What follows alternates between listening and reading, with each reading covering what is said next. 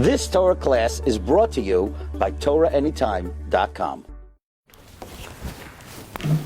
Okay, Bruchim Haba, welcome everyone to the final shir on Sefer Vayikra and the penultimate shir before the Yom Tif of Shuas Haba Aleinu L'Tova. By the way, just a little update. Next week, Wednesday night, the shir might start 9:30. Does that work? Please come, please come. 1 week, you'll do it a little later. We'll get you home quick.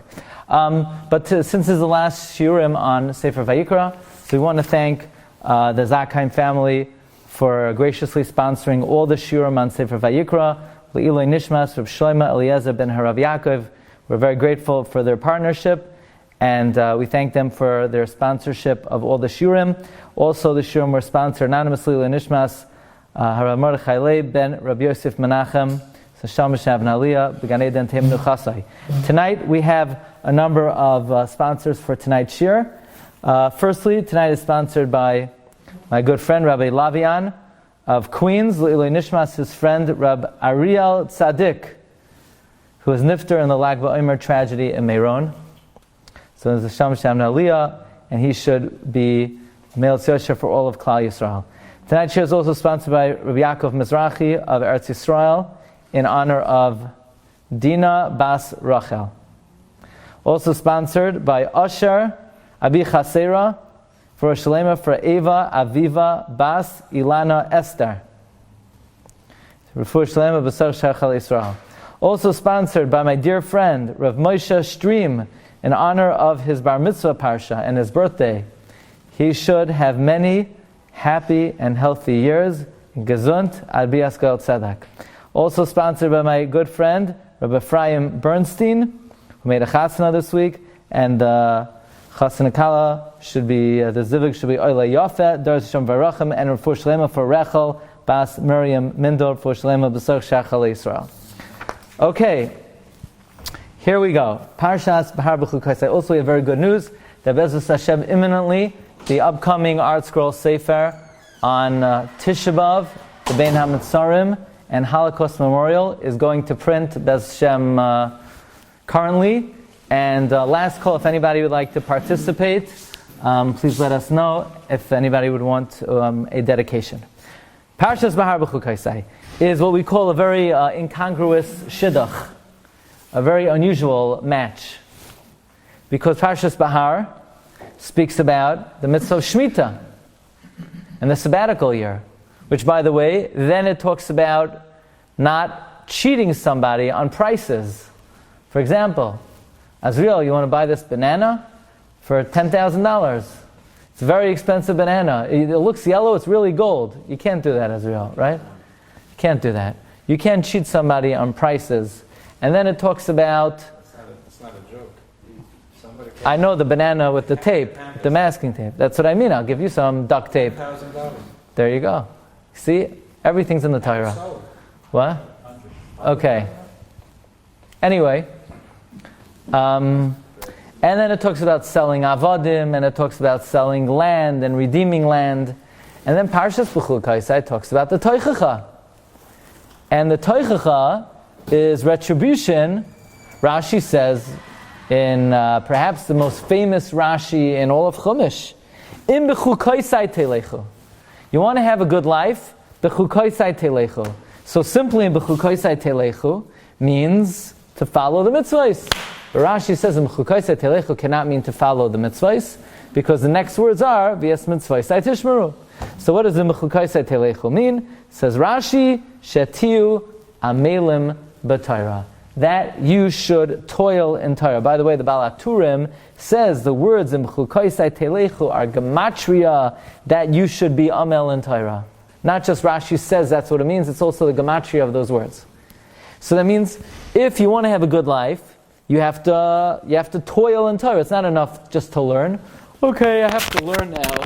Okay, I'm going to sit back on a hammock, or I'm going to buy one of those rocking egg chairs that everybody has to have, and I'm going to sip lemonade and have somebody fan me. It's very nice you're learning, but that's not amelas b'Torah. And in fact, Rashi learns, v'im lo yisishma'uli, that what precipitates the teichacha? Not listening to me, meaning not being amal b'Torah. That means Parshas Bechukosai is a good parsha before Shavuos, because it's basically saying the key to everything is Amelis B'Torah. But what does Behar got to do with Bechukosai? Behar are the laws of Shemita. Bechukosai are the punishments for not being Amel B'Torah, and the two parshas have nothing to do with each other. It's a very strange combination. Vayakel Pekudei, I understand, it's both about the Mishkan. Achrimos Kadoshim, I understand, it's all about Arayos. Some of the other Tazriya Mitzayra, it's a good zivug. But Behar-Bechukosai, it's like the odd couple. What's going on over here? You know, what kind of shidduch is Behar-Bechukosai? So you'll say, well, if you look throughout the Teichacha, it does seem to say that the punishments of the Teichacha, by the way, how many punishments in the Teichacha Parshas Bechukosai? 49, corresponding to the 49 days of Sfira, as if we need to overcome these 49 curses in order to get to the Yom HaChamishim. And by the way, Moav is Gematria 49, so Moav inherently is the klolos of the Teichacha, and that's for a different time. But throughout the psukim of the Teichacha, it says, for example, look at number 1, Az tirtzeh haaretz es Shabbos oiseha kol yemei hashama v'yatem be'eretz oyevechem. Says, then the land will be appeased for its sabbatical years, all of its days of desolation. Meaning, it's saying that what are the reason for these punishments, these boils, and being chased and hounded and assaulted by the enemy for failure to keep Shemita. So now it's beautiful, Behar-Bechukosai. Bechukosai is a punishment for failure to keep the Shemita. Behar are the laws of Shemita, and Bechukosai are the punishment for not keeping Shemita. Or further on, the pasuk says, number 3, V'ha'aretz te'azev mehem v'siretz ha'shabsoi, said the land will be forsaken of the Jewish people, and they will be appeased by her sabbatical years. So this is actually very important, because that explains if the Teichacha is punishment for not observing the Shemitah, now Behar-Bechukosai fit together like a glove. Behar are the laws of Shemitah, and Bechukosai are the repercussions of not observing the Shemitah. However, says Rabbi Yaakov Kaminetsky, and tonight's shir comes primarily from two different svarim of Rav Yaakov Kaminetsky, the Emes Liyaakov of on Chumash, and the Emes Liyaakov on Kesuvim, which is newer, as well as the Emes Liyaakov on Shas. So we're going to be plucking out from all these svarim. And he asked the following question. The psukim contradict Rashi. Rashi says the reason for the Teichacha is that we're not Omel B'Torah. And the psukim say it's for failure to keep Shemitah. By the way, this week's Pirkei Avos, it says that for failure to observe the Shemitah, then you're exiled from the land. That's what the psukim say. But Rashi says it's all about Bechukosai telechu amelus b'Torah. In other words, if you learn, but you learn, like it would be the comics, the New York Times Sunday comics, so that ain't gonna cut it. In other words, it's saying that you have to be Amel B'Torah, but that's not what the Psukim say. The Psukim say the reason for the Teichacha is failure to observe Shemitah. Furthermore, Rabbi Yaakov asks a very strong question. Rashi famously says in Bechukosai, Perek Chavav, Pasuk Lamed Hey, and this is also pointed out by Rashi and Divrei Hayamim, who, by the way, is not Rashi. There are a number of places where we have Rashi that is not Rashi. For example, Divrei Hayamim, and Pirkei Avos, and Sechta Nazir. All of these supposed commentaries that say Rashi are not Rashi. And what? Oh, it's not the right one. 1 second. Here. So Rashi makes the following calculation. The pasuk says that the Teichacha is a punishment for failure to observe the Shemitah. Rashi says, why were we exiled in between Bayis Rishon and Bayis Sheni 70 years? By the way, in this week's parsha, there are many, many remazim to the standing of the various Batei Mikdashim. For example, in Parshas Behar, Ukarasem Derar. Derar is Gematria 410. And then the pasuk says, Yovel Tihiyah is Gematria 420.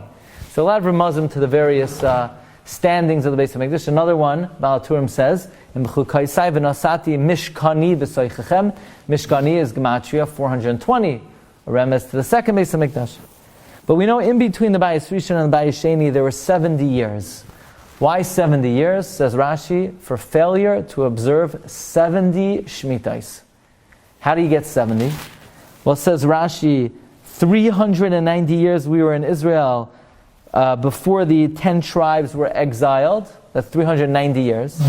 Then Shevet Yehuda failed to observe Shemita for another 40 years. That's 430 years.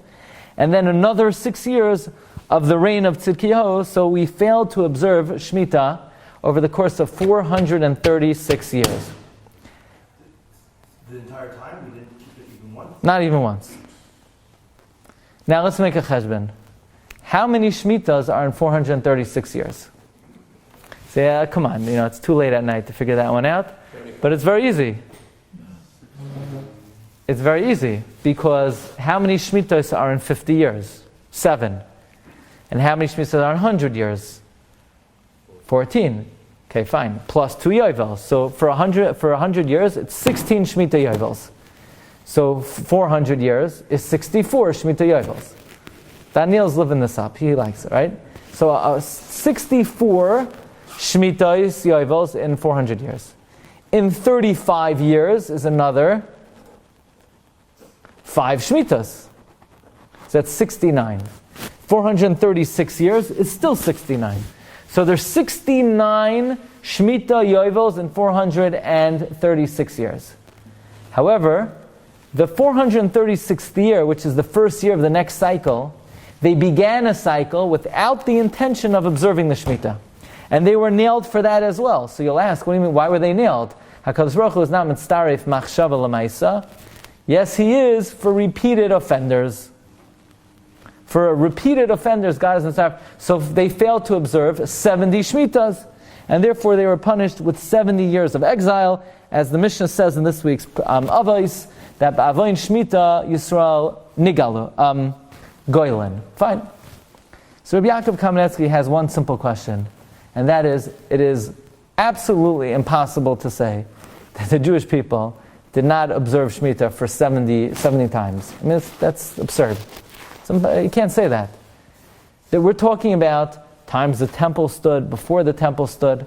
They were on a higher madriga than we are. So they didn't observe one of the basic laws of the Torah. They didn't observe the Shemitah. That is impossible. By the way, Rashi in Divrei Hayamim, Divrei Hayamim Beis, Perek Lamed Vav, Pasuk Chaf Aleph, on the Pasuk L'malois Dvar Hashem B'fi Yirmiyahu Ad Ratzasa Aretz Hashab Soiseha L'malois Shivim Shana. Rashi, the parish that's Miyuchas Rashi, brings that we were punished with 70 years of exile, corresponding to the 70 Shmitas that we did not observe. And again, Rav Yaakov says, V'zeh davar she'enoi mistaber. Fine. So comes Rabbi Yaakov Kaminetsky and he offers the following amazing thesis. You ready, Azriel, for this tremendous thesis of Rabbi Yaakov Kaminetsky? Here we go. Says Rabbi Yaakov, and this will explain the incongruous combination of Behar and Bechukosai. Behar begins with the laws of Shemita.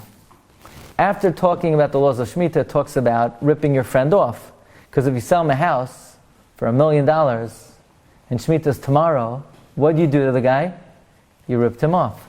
If you sell the guy a very expensive house for a little bit of money and Shemitah's not for a while, you got the raw end of the deal. So after Shemita, it talks about the laws of Oina, followed by selling Avodim, followed by Karka. These are all the relevant to Shemita and Yovel. Now, says Rabbi Yaakov Kaminetsky, and what is the purpose of Shemita?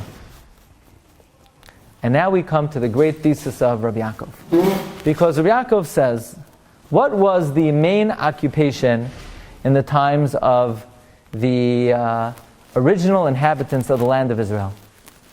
What did they do? Nowadays, what do the Jews do? Today, they're dentists, they're doctors, they're lawyers, they sell cars, they sell real estate. they buy nursing homes. Yidden have many different geschäft. Back in the day, there were no, everybody worked the land. It was an agrarian culture, agrarian society, an agricultural society. People were working the land. That was the main occupation. Now, that's a very admirable job in the land of Israel. Because working the land in Israel is a mitzvah, the iraisa of Yishuv Eretz Yisrael. Many, you say, unsere heimische Yidden, you hear, they planted a tree in Israel, it's a big deal, it's a davar chashuv ma'od. Why? That's mitzvahs Yishuv Eretz Yisrael. Who says that? Chassam Sofer. I believe he was an Orthodox rabbi, and he writes that tilling the soil in the land of Israel is a mitzvah, the iraisa of Yishuv Eretz Yisrael, regardless if there's a Beis Hamikdash or there's no Beis Hamikdash. In fact, ask the Chassam Sofer. You know, in the story of Rus, who's the Gadol Hadar? Boaz. What's he doing all day? He's giving shir and Shev Shmaitza. He's saying Chakira, the Ktsois and the Nesivis. Boaz, the entire Megillah, he's busy in the field, in the threshing floor. What's he doing there the whole time? I thought he's a Gadol Hadar. Why is he busy in the threshing floor? The answer is, he's being Mekayim the mitzvah d'oraisa of Yishuv Eretz Yisrael. Ask the Chassam Sofer. Could somebody say, I'm not going to wear tefillin because I'm busy in the Beis Midrash? You can't pater yourself from tefillin because you want to learn. You can't pater yourself from sukkah because you want to learn. You can't pater yourself from working the land of Israel because you want to learn. Working the land is a chiyuv d'oraisa, and it supersedes other mitzvahs. And then the Chassam Sofer says an amazing chidush. You know, we have a machlokes. What's the best course of action in life? Learner, earner? Right? You know, you go to work most of the day and you're kaveh itim in the morning and the night, or spend all your time learning and figure out how you're going to pay the bills. What's a better course of action? So we know the Rashbi holds. What does Rashbi hold? You learn. What's going to be with your money? He says, I don't know, but what's going to be with Olam Haba? Manichin, Chaye, Olam, Veratzim Achar Chayesha. Rabbi Shimon says there's no alternative. You got to spend all your time learning. But Rabbi Yossi says, no, mitzvah. V'yasafta, Rabbi Shmuel says, V'yasafta diganecha, mitzvah. Rabbi Shmuel says you got to go to work. And the Gemara doesn't give a psak, but the Gemara just says many people have tried the Rashbi system and it didn't work.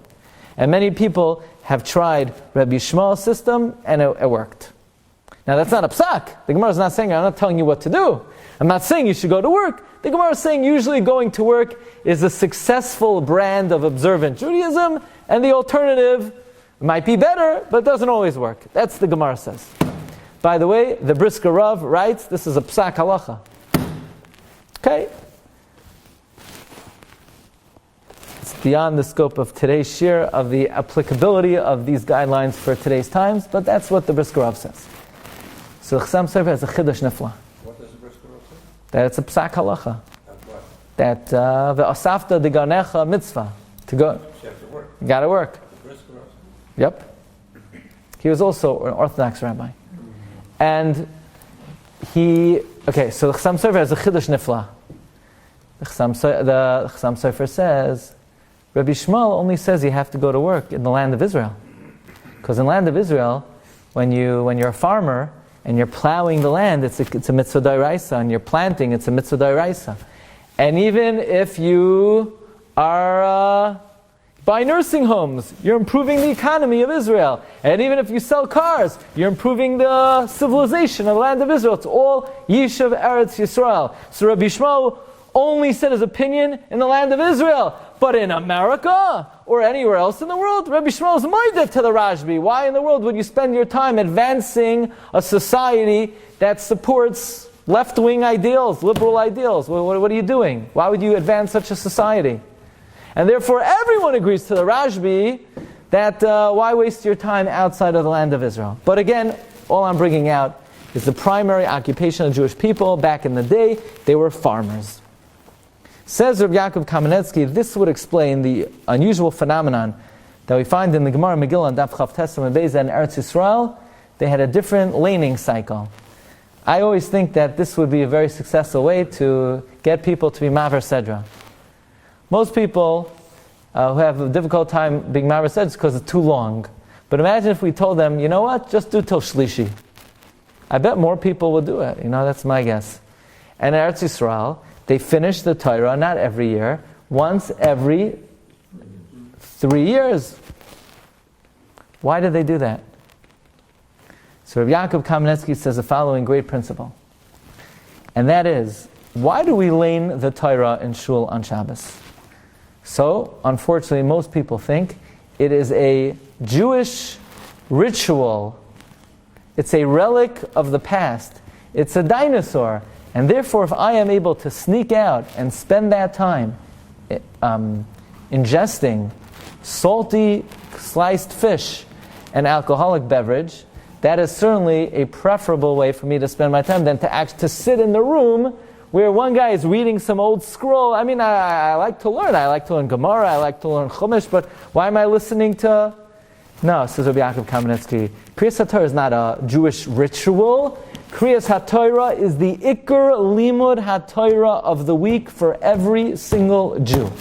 That's why if somebody walks out during Kriyas HaTorah, V'oizvei Hashem Yichlu, it is the only sin that the Torah itself gives a klala to and calls the person someone who forsakes the Almighty. Be treif if you're not called someone who forsakes the Almighty. If somebody, I don't know, kills someone, he's not called forsaking the Almighty. He did a rotten thing. But you walk out when the Torah is being read, you're forsaking God. By the way, God is the one who created the world in 6 days. He gives you life. When you walk out on the Torah, that is the main limud HaTorah of the week, berabim. Yeah. What? Also, Rabbi Yaakov Glatstein is also Orthodox rabbi. Even though, this is what he's saying.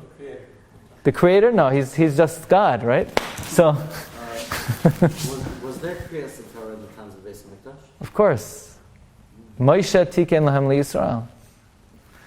There's also Takanas Ezra. The question is, what did Moshe masakin? What did Ezra was masakin? But, by the way, the way that they used to listen to the Torah was with such an open heart and such a emotion. That is why we often find throughout the Gemara, when evil kings would hear the Torah, they would shake, because they understood that when the Torah is being read, this is the Kriyas HaTorah for the week. That is why, when the Torah is read, you follow every single word and you try to think, what is being communicated? What is the meaning of each word? It's good to have a chumash on the side. They give you like synopsis, okay? These 5 psukim are talking about this subject, so you're holding with what's being read. Kriyas HaTorah is the main learning of the week. That's what you review during the week. That's what we reviewed after the week. Kriyas HaTorah is Talmud Torah Barabim. Now, Marv-Rabosai. Now, says Rabbi Yaakov, we understand why in the land of Israel they learned the Torah once every 3 years. You know why? Because they didn't have time. What were they doing? They were being Mekayim in the midst of Daraisa, of Yishuv Eretz Yisrael. The same way Boaz was busy in the field, even though he could have been learning, the Bnei Eretz Yisrael were busy spending the majority of their time working. They didn't have time to read the entire Behar-Bechukosai in 1 week. They didn't have time to read the whole Parshas Nosai in 1 week. They had to break it down into bite-sized pieces. That's the reason for the cycle. Now, says Rabbi Yaakov Kaminetsky, now we understand the reason for Shemita.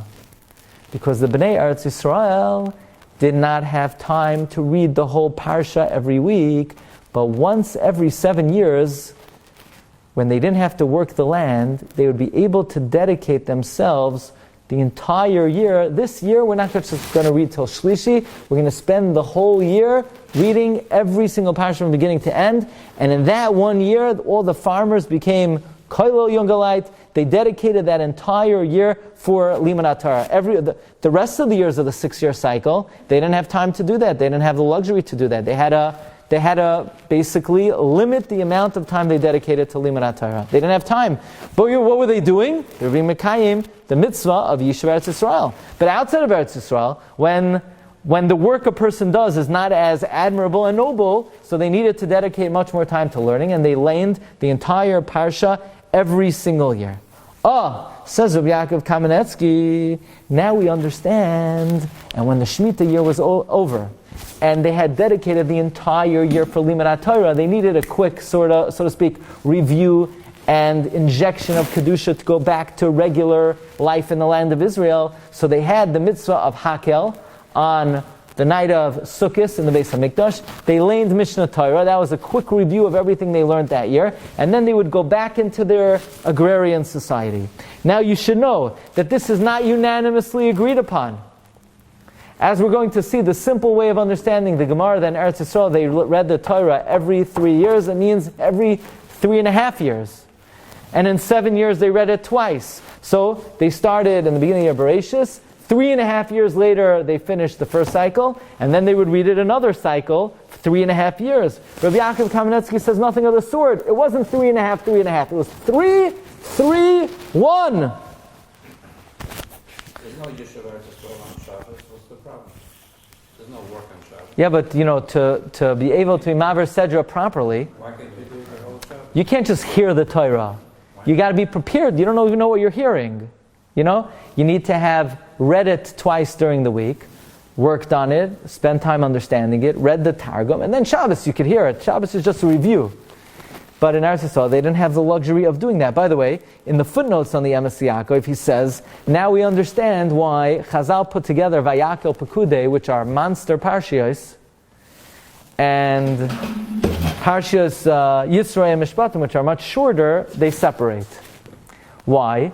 Because Vayakel Pekudei is a review of Truma Tetzaveh, so it was easier for the Bnei Chutz La'aretz to, so to speak, be maver that Sedra, than to have to do Yisro Mishpatim in 1 week, which has so many halachos.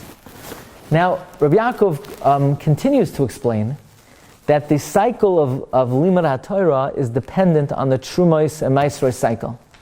We know that the Maaser cycle was a 3-year cycle. Maaser Rishon, Maaser Sheni. Maaser Rishon, Maaser Sheni, Maaser Rishon, Maaser Ani. That's a 3-year cycle. And commensurate with that was the reading of the Torah. So the 3-year Maaser cycle, the 3-year Torah cycle.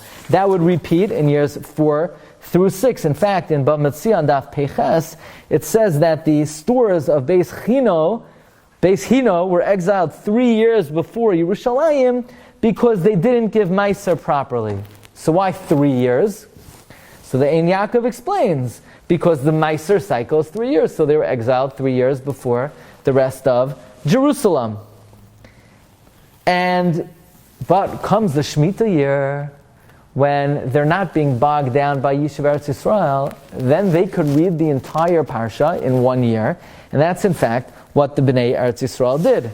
Says Rabbi Yaakov Kaminetsky, this would explain a very difficult Tosfos in Megillah, Lamed Aleph. By the way, the Meshech Chochmah says the same thing. You ready? We once spoke this out from the Meshech Chochmah. Rabbi Yaakov says the same Chiddush, a very klar Chiddush. Who remembers, based on the Gemara Megillah, Daf Lamed Aleph, what is the Haftorah of Shemini Atzeres, of Simchas Torah? Anybody remember? The Haftorah of Simchas Torah. Beginning of Yeshua. Very good, Azriel. By the way, this is Azriel Goldman, the brother of Daniel Goldman. Okay.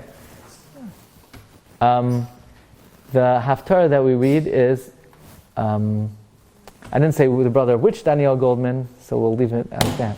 But the Haftarah of Simchas Torah that we read is from the Navi Yehoshua, Vahi Achrei Moshe Eved Hashem, which is a perfect Haftarah. We just finished reading the Chumash, we go straight into the Nevi'im. But the Gemara doesn't say that. The Gemara says we read Vayamoid Shlomo got up and he blessed the people. So Tosfos asks, what's going on? Why don't we do what the Gemara says? So Tosfos says, I don't know. It's wrong. What we do is wrong, Tosfos says. And he says, some people say Rav Haigoin was Masakein Vaya Achrei Moshe, but I don't know how he was able to change from what Shas legislates. So ask Rabbi Yaakov Kaminetsky, number one, how did Rav Haigoin change from what the Gemara says? And number two, could someone please tell me once and for all, this ancient minhag of reading the Torah every 3 years, who ever abolished that? Imagine like this. You know how like in the yeshivas they say only part of slichos? You think it's going to happen one day that somebody, no, from now on we're going to say all the slichos. That's going to happen? That's not going to happen. In a yeshiva where they do, let's say a shul where they do slichas Erev Rosh Hashanah 1 hour, right? They say half the slichas. No, clap on the bima. From now we're going to say it ain't ever reverting back. A shul that doesn't say Bahab is not going to one day say, okay, we're saying Bahab now. These things don't come back, right? So who exactly, after they were reading the Torah once every 3 years, said, no, from now on, Kriyas Torah is going to take 3.5 times longer? Who did that exactly? What? No. In Eretz Yisrael, they always did 3.5 years. So what happened to that custom? I know, but that means the Kriyas Torah is taking 3 times as long. Who would ever change that the original custom? No, now they do it every year. I know, but now... Stop doing it 3 years long. No. Explain the question. That's the question. Kriyas HaTorah used to take 15 minutes. Who made it take 45 minutes, please? Which rabbi got up there and says, Rabbi Sai, just want everyone to know, from now on, Kriyas HaTorah is going to take 3 times as long. How did that ever fly? Because there's no Yeshiva Eretz Yisrael. In Chutz La'aretz it was always that way. Well, what exactly happened in Eretz Yisrael? How did it happen? Technology. Today in Israel, they do that. Nobody does 3.5 years. What happened over here? So Yaakov says like this. Back in the day, how long would it take them to finish the Torah? 3 years. How often was Simchas Torah when they actually finished the Torah? Once every 3 years. Simchas Torah was the day they finished the Torah. Every other year, Simchas Torah was min drin in the middle of the laning. So in year 1, they can't read the Nevi'im. They didn't finish the Torah. In year 2, they can't read the Nevi'im. So they read an appropriate Haftarah for Simchas Torah, namely, Shlomo got up and he benched the people. They read that year 1, they read that year 2, and they're not going to switch it for year 3. And even in a Shemita year where they're reading it the whole year, they're not going to make a special Haftarah for the Shemita year. But the whole concept of reading the Torah once every 3 years is only when Shumas and Maisro is supplied, and they were busy working the land, so they had a 3-year Meiser cycle, so they had a 3-year laning cycle. But with the Churban Beis Hamikdash and the Shumas and Maisros became batal, and the Yishuv Eretz Yisrael was no longer relevant because people weren't working the land anymore.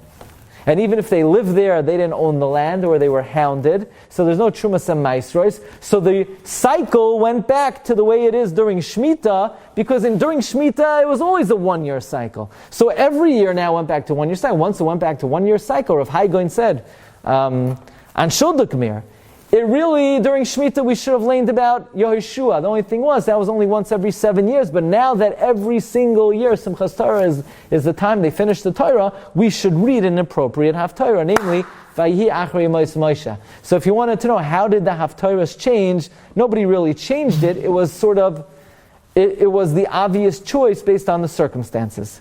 Marv Rabbi Sai, this will answer.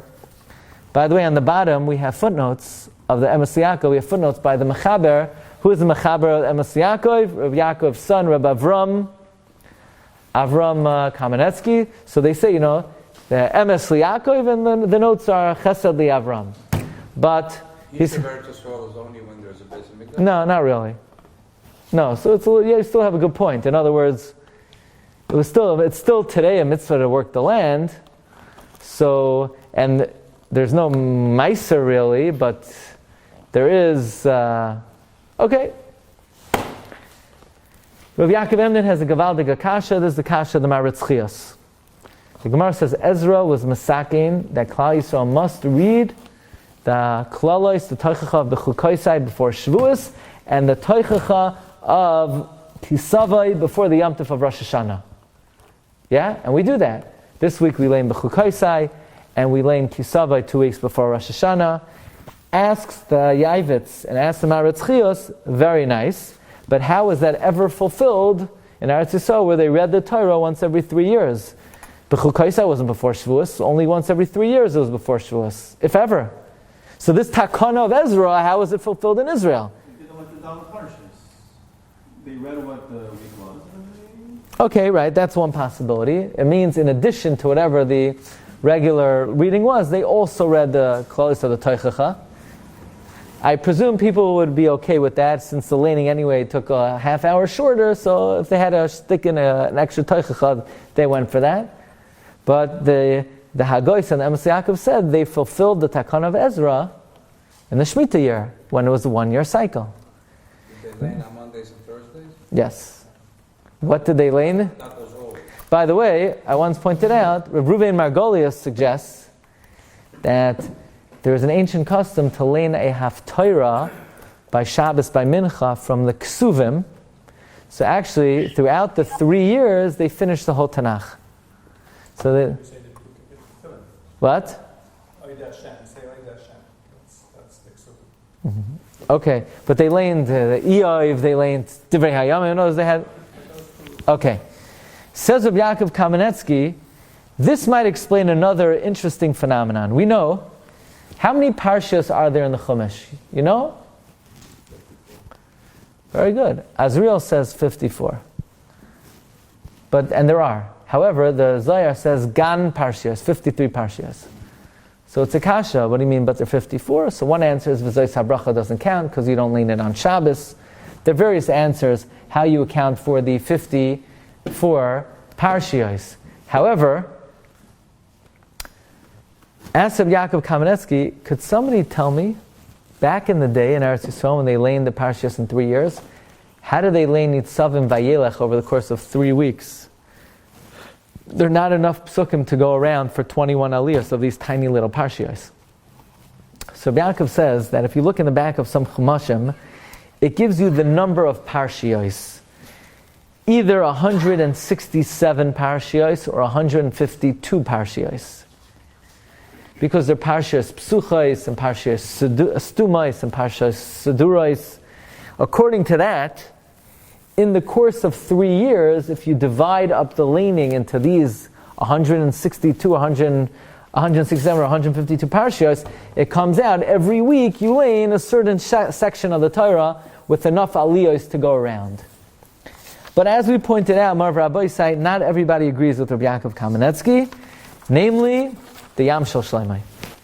Now it's hard to imagine that Rabbi Yaakov would argue on the Yam Shel Shleimai, but the Yam Shel Shleimai writes, clearly he says in the land of Israel, the cycle was 3.5 years. Not 3.1, it was a 3.5 year cycle. Furthermore, in Masechta Soifrim, it says, how many Parshios are in the Torah? Corresponding to the number of years of the life of Abraham Avinu, 175 Parshios. The Nachlas Yaakov explains, 175 Parshios? Yeah, because the 3.5 year cycle. 50, 50, 50, 25.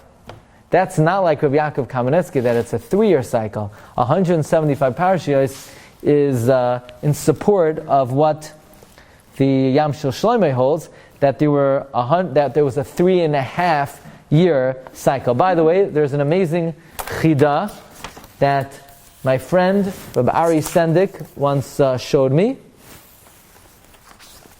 And the chida says in the Sefer Choimas Anach, he says, what's the inyan of Shemita? The inyan of Shemita is to learn. By the way, before we get to Rabbi Ari Sendik and the chida, this answers the questions we started with. We asked, how could it be that the Jewish people did not observe Shemitah for 70 years? Is it possible? They plowed, they planted, they pruned. How could it be the Jewish people, observant Jews, Orthodox Jews, they didn't observe the Shemitah? The answer is, of course they didn't work the land. Of course they didn't till the soil. But they did not use the Shemitah for its intended purpose, namely, Shetiyu Amelim B'Torah. Because it's not enough, the same way, Rabbi, so we say about Shabbos. There are two aspects of Shabbos, there are two elements of Shabbos. Shabbos, we don't do malacha, but not just not to do malacha. We don't do malacha to free up our time to be able to learn. It's the same thing regarding Shemitah. By the way, this fits very well into the Oznayim L'Torah of Zalman Sorotzkin. He says, Chazal tell us, Uvayoim hashvi tishbois, you should, on the 7th day you should rest. It says in Bahar, the Mechilta says, Afilu b'shvias. Even during Shemitah, you have to keep Shabbos. Why would I think you don't have to keep Shabbos and Shemitah? Very simple. The reason to keep Shabbos is to have time to learn. But in the Shemitah year, you have the whole year to learn. Maybe you don't have to keep Shabbos, so we have a special Gzeres HaKosav, Uvayoim HaShvi Tishbais. Comes the Chida, and the Chida says, what's the inyan of Shemitah? Chazal say that Rava said to his Talmidim, do me a favor, don't show up during the month of Nisan, don't show up during the month of Tishrei, which means that he told his Talmidim, during Nisan and Tishrei they have to go home and work and prepare for Yom Tif.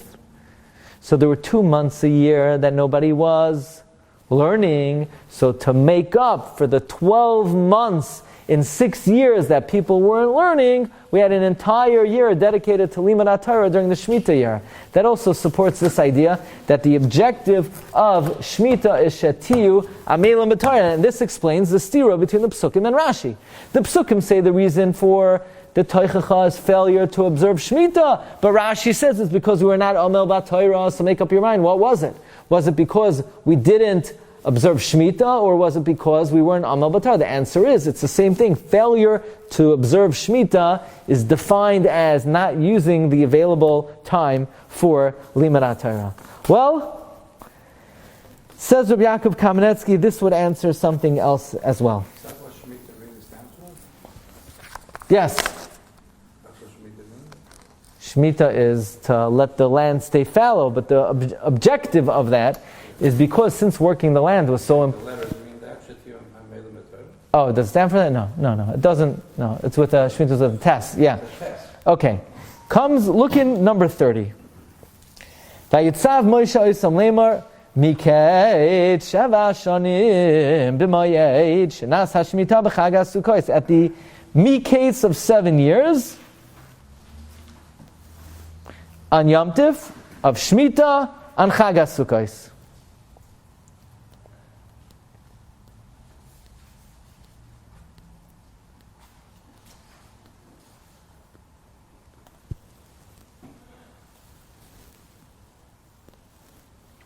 Now, what does it mean? Miketz Shava Shanim b'Moyed Shnas HaShmita b'Chag HaSukkos.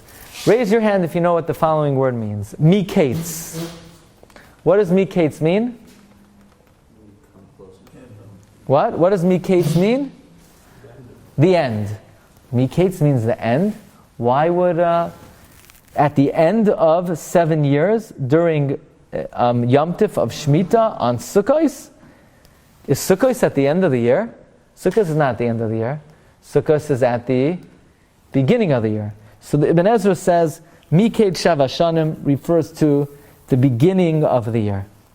Comes Ramban, and the Ramban says, Miketz Shava Shanim refers to the mitzvah of Hakel, and Miketz means the end. Whenever it says Ketz, it means the end, like Ketz Kol Basar. What it means is, the end of the 7 years, Miketz Shava Shanim means not in the Shemitah year. When the Shemitah year is over, when the 7 years are over, meaning, which is the 8th year of Chol Hamoed Sukkos.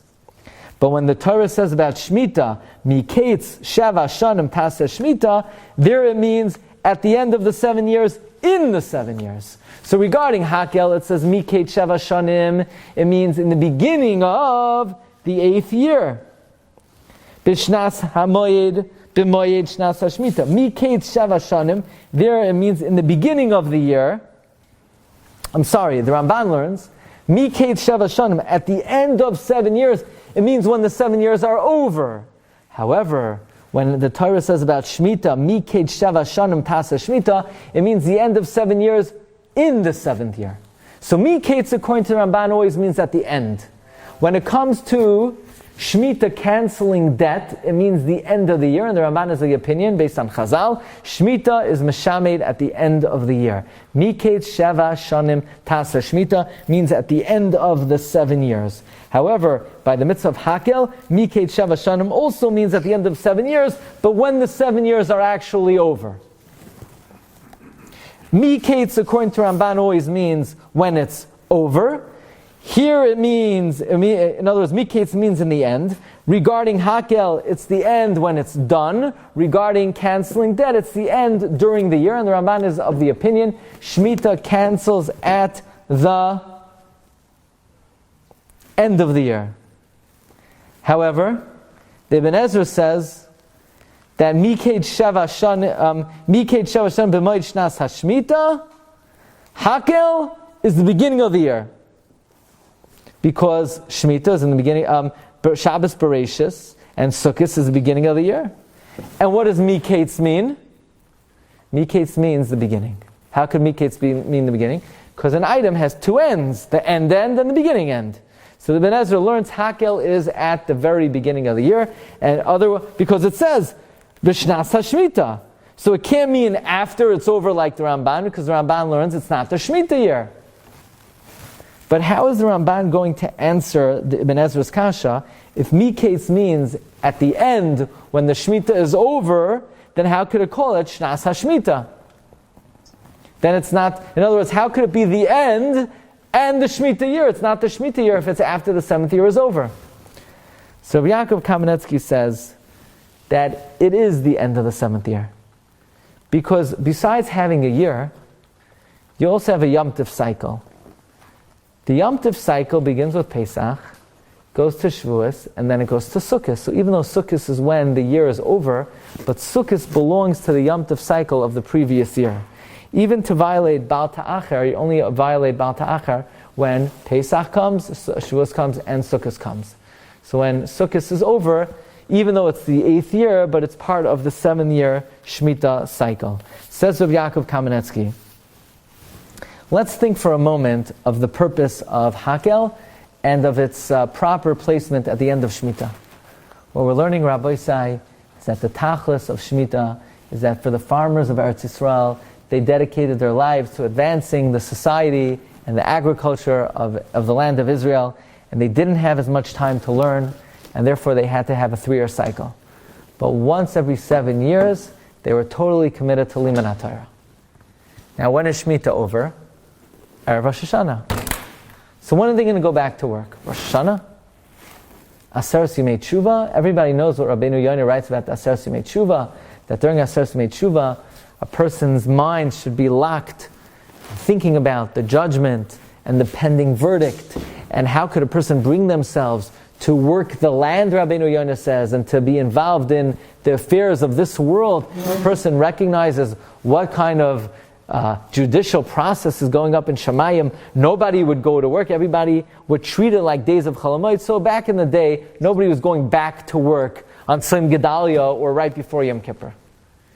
Then, between Yom Kippur and Sukkot, they also didn't start working. So right before they went back to work, they, so to speak, had to get one last injection of Limud HaTorah, Chazaras HaTorah, Amilas HaTorah, which they got by going to the Mikdash. And the Melech, B'chvoidoy u'v'atzmai, he would read from the Sefer Torah, Mishnah Torah, the Chazar of everything they learned in the year, so to speak, to inject them one last time before they began the 3-year cycle once more. This is Rabbi Yaakov Kaminetsky's great thesis about the mitzvah of Shemitah. This explains what Chazal mean that for 70 times Klal Yisrael did not observe the Shemitah. Certainly they didn't work the land, but what was lacking was in their Bechukosai Telechu Shatiu Amelim B'Torah. And that's why the Toichacha, in fact, is absolutely correct. When the Klal Yisrael is punished, the land will be assuaged and reconciled for its lack of observance of Shemitah. What do you mean? But Rashi says because they were not Amal B'Torah. Not observing Shemitah means not using the time Shatiu Amelim B'Torah. And this explains the incongruous pair of Behar-Bechukosai. Behar are the laws of Shemitah, and Bechukosai tells us that if we don't use Shemitah for its intended purpose, then HaKadosh Baruch Hu has these 49 klalos. But during these 49 days of Sfira, as we work on Amelas B'Torah, we transform the 49 klalos into brachos for Klal Yisrael, as the Zohar tells us that most of the bracha and nechama that is found in the Torah could be detected in the words of the klalos. So even though at face value it seems that these are 49 klalos, nevertheless beneath the surface are great brachos for Klal Yisrael. May we be zoicha to v'nasati k'shmeichem be'itam, and all the brachos that are reserved for the Lomdei Torah, Orach Yomim B'Mina, Usmaila, Oisher V'Chaved. Okay, Bez Hashem, next week we have a whopper of a shir before Shavuos. It's going to start a little bit later, but it's worthwhile if you could please come around 9:30 next week. You'll get the message. And bracha v'atzlach, everyone. Kol tov. Have a good night. Why does it have to have touches twice? What? Why does it You've just just experienced another Torah class brought to you by TorahAnytime.com.